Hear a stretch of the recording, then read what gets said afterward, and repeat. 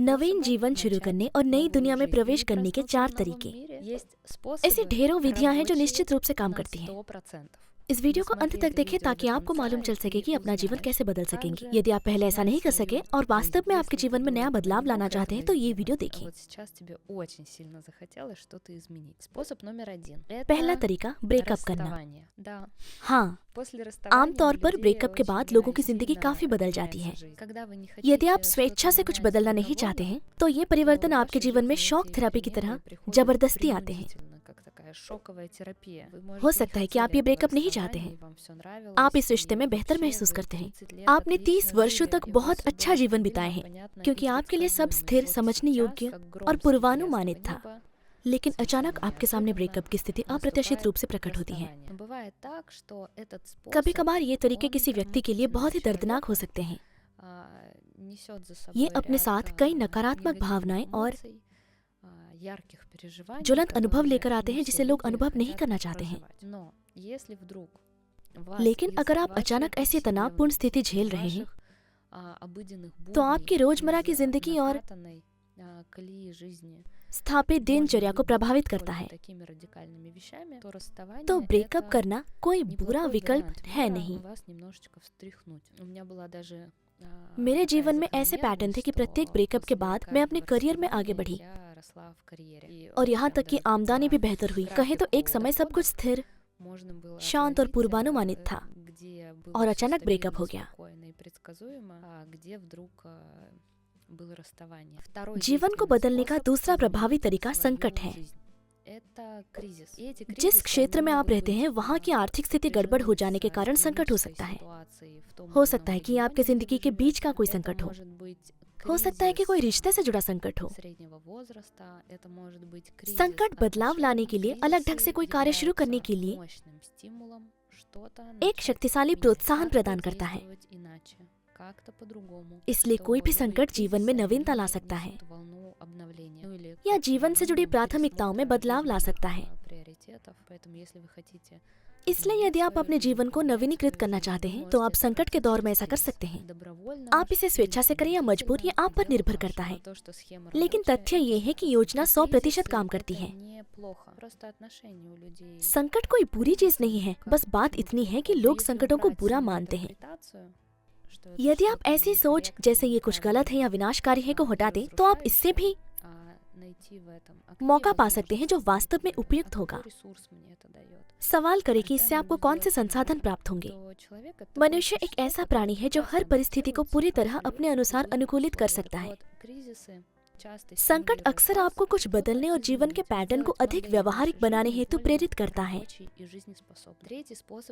नवीन जीवन की शुरुआत करने का तीसरा तरीका है स्वैच्छिक परिवर्तन।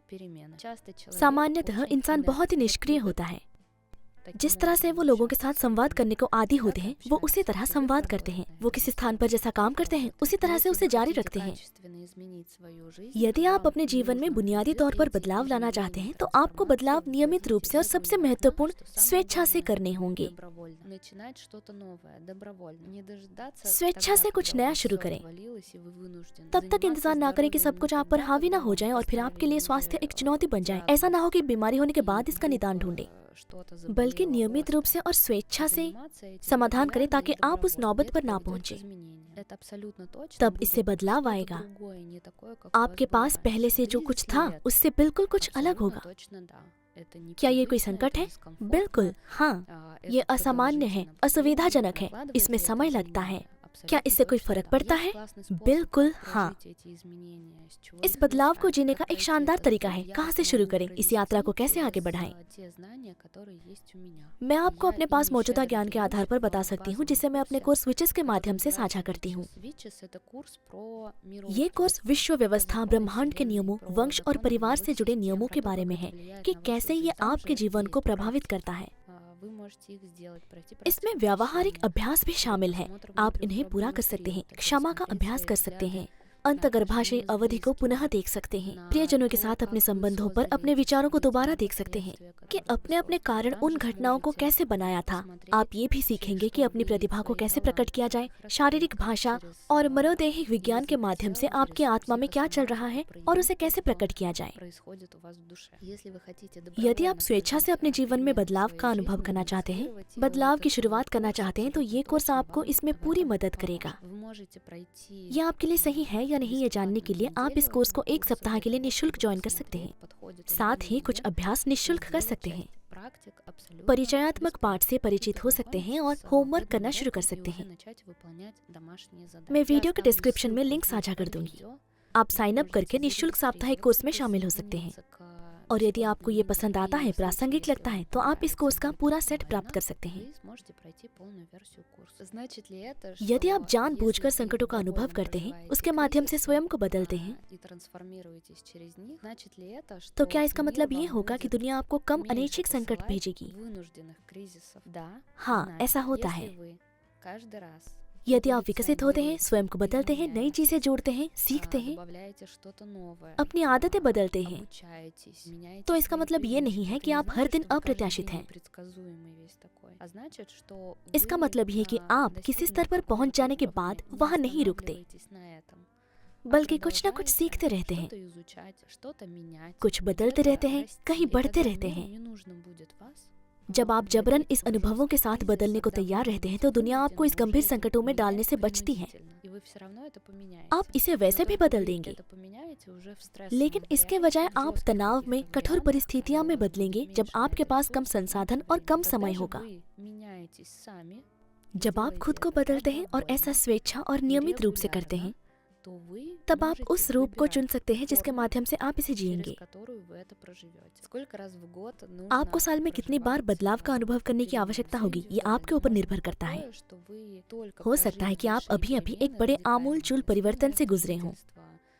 निवास परिवर्तन, पेशे का परिवर्तन, शायद वैवाहिक स्थिति का परिवर्तन और ऐसे कुछ भी। और अभी आप इन परिवर्तनों से बाहर आ गए हैं और जीवन तथा वास्तविकता के स्तर में बस रहे हैं जिसमें आप हैं, और ये प्रकट हो रहा है। इस स्तर पर सहज होना और कौशल विकसित करने में आपको समय लग सकता है। जब तक ये जीवंतता और रुचि बनी है, तब तक आप वहाँ हैं। लेकिन जैसे ही आपको एहसास होता है कि आप अपने काम में रुचि खो दिए हैं, या उस गतिविधि में रुचि खो दिए हैं, या आप ऊब गए हैं, तो आपको एहसास होता है कि आप उसे खोना शुरू कर रहे हैं, तो निश्चित रूप से ये परिवर्तन की प्रक्रिया को शुरू करने का समय आ गया है। देखें कि आपके मस्तिष्क के पास कितने परिवर्तनों को पचाने का समय है। हो सकता है कि आपके पास कुछ नया बदलने, लागू करने या हर महीने नई परियोजनाएं लॉन्च करने का समय हो। हाँ, जरूर। यदि आपकी मानसिक क्षमता पर्याप्त हो, तो आप जैसे चाहे मनमौजी कर सकते हैं। हो सकता है कि आपके पिछले 15 वर्षों में वैश्विक स्तर पर कुछ नहीं बदला हो, तब फिर ध्यान से देखें, अब समय आ गया है। नया जीवन शुरू करने का चौथा तरीका है आगे बढ़ना।